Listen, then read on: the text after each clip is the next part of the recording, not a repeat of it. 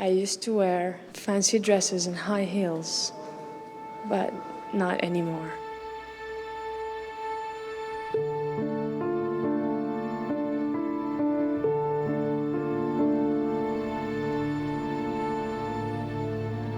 I'm 24 years.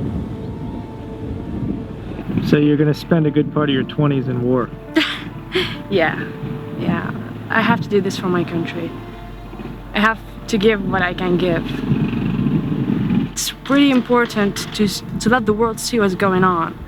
You know, I think nobody knew Syria, even on the map, before this revolution, and now everybody knows what's going on in Syria, and that's because of the press covering what's going on.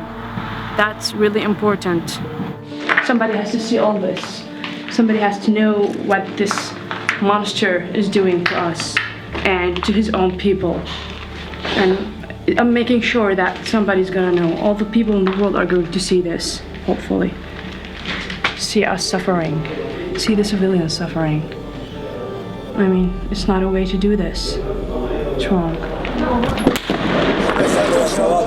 كبروا كلياتكم بالمنطقة كبروا الله أكبر الله أكبر الله أكبر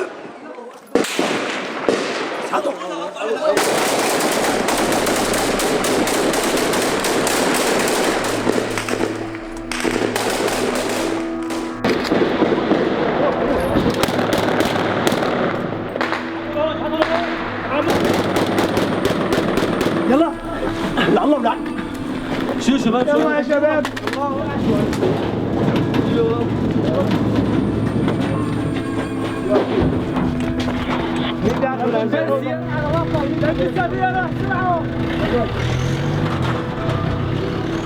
You saw a man die 5 minutes ago. Yeah. Do you worry that could happen to you? Well, we're not thinking in this mentality anymore. It just, this is something we have to do. I mean, so many people, so many girls died in the kitchen, like doing a dishwash or cooking something, and we have like a mortar shell or a shrapnel coming through the window and they're like drop dead. So what's the point? Why should I keep? So I have to go. I have to do this. I'm not afraid of death.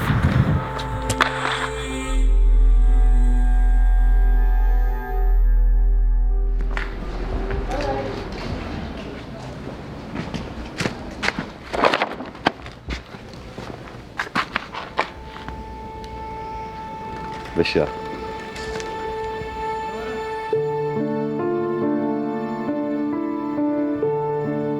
I am Omar Hattab. I am 32 years old. My nickname is Mowya. I was a civilian before the revolution started, but now I'm fighting with the Free Syrian Army against Bashar al-Assad regime. I joked that I always keep one bullet left in my gun for myself. You must keep one bullet here in Syria. You keep it for yourself. It's better than the regime catch you. I will guarantee that for you. You must keep one bullet, so you can die fastly. They tortured me very hard. There is too many kinds of torture. For example, one time they carry me 2 men, one from my legs and the other from my neck, and throw me up and down from the ceiling to the ground. The most bad thing when you hear the sounds of the men have been tortured and you don't know if you are the next or not. What do they accuse you of? Yes, because I say freedom. It's a very big crime here. You know, they told us in the prison, can you imagine another one can lead this country? Only Bashar can lead this country. And they believe it. They don't say it like that. They believe it, that only Bashar al-Assad can lead this country. No one can lead it. Well, because he's genius, you see how he turned the country. Before that, we feel bad, there is a lot of people on the streets, oh, that's not good. Look now, it's empty. You can walk like you want. This is the genius. Bashar al-Assad.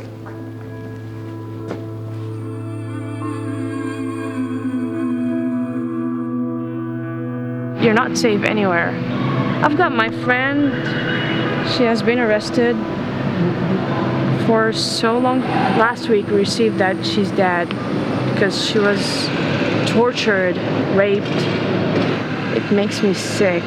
I'd rather die. Really, I'd rather die than let them have me for 5 minutes. Before all of this starts, before the revolution, I used to teach English in school. And well, sometimes I think like it's just a nightmare, all this that I'm going through right now. If I go to sleep and wake up and everything will be fine, and I'll go back to school and teach.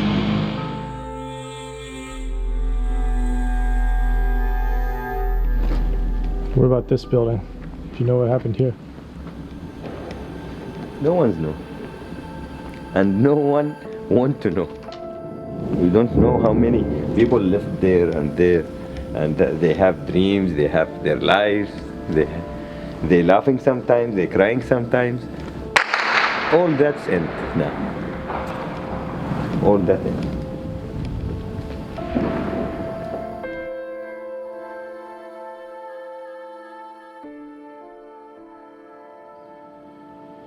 This is the center of the city. You know what it means, the center of the city?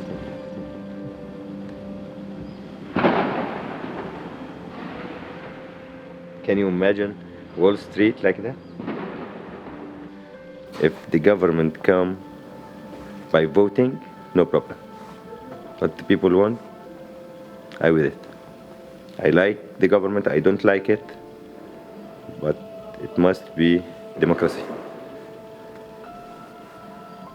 Not from father to son.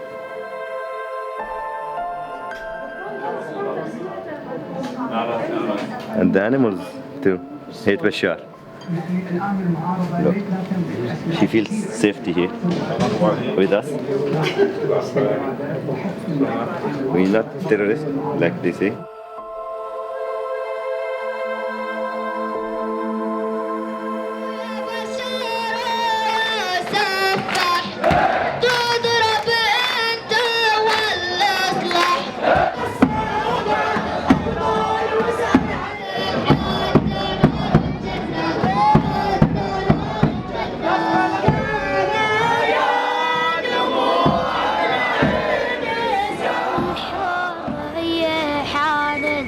يا شعب بيدوم سآمن حنن الحرية حان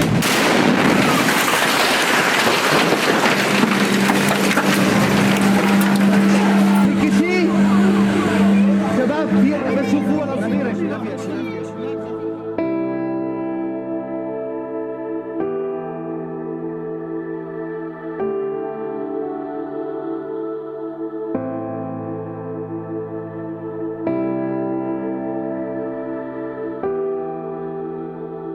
In this place, my friend died. It was the first time that he puts on a mask on his face because he decided to be an FSA, so nobody could recognize him. We've got one guy wounded, and he wanted to help that guy, but nobody could cross to that bleeding guy in the middle of the street because of the bullets all over the place and the security forces and like. But he has the guts and he went for it, and other guys got encouraged and ran to help him out. And he dragged the body and his friends helped him. Once he got to that point,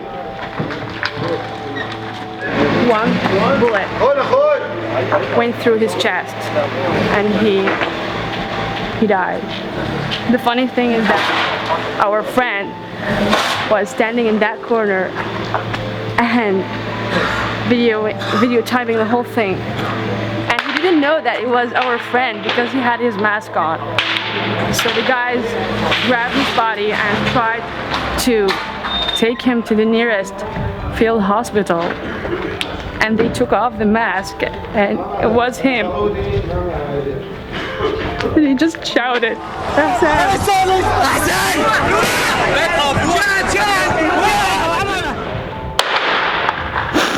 He was like my brother.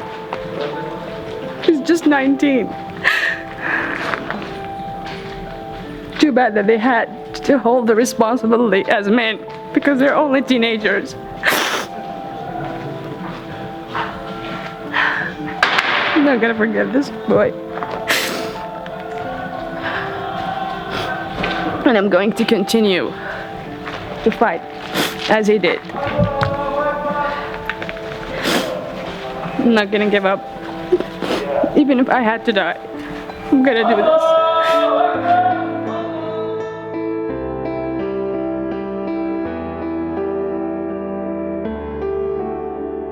Nobody had an idea about politics here because we don't talk about that.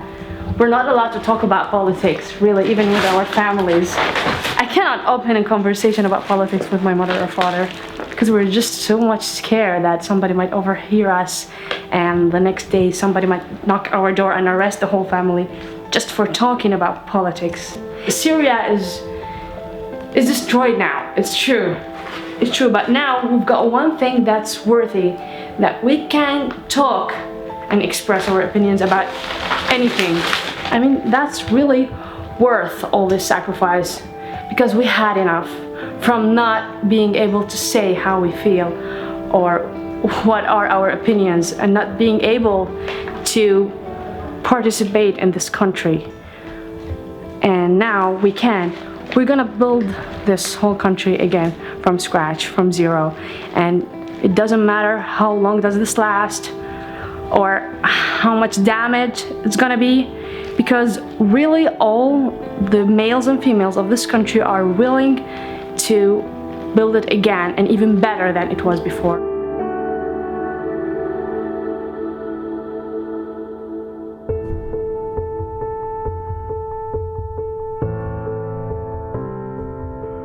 Proud to be Syrian, because Syria is going to be better without that criminal. Yeah, it's beautiful without this guy running this country. So we're working on that. Yeah, we do. The animal, maybe this cat is more important for the Americans, more the Syrian people, because I'm sure that the animals have rights in America more than the people here.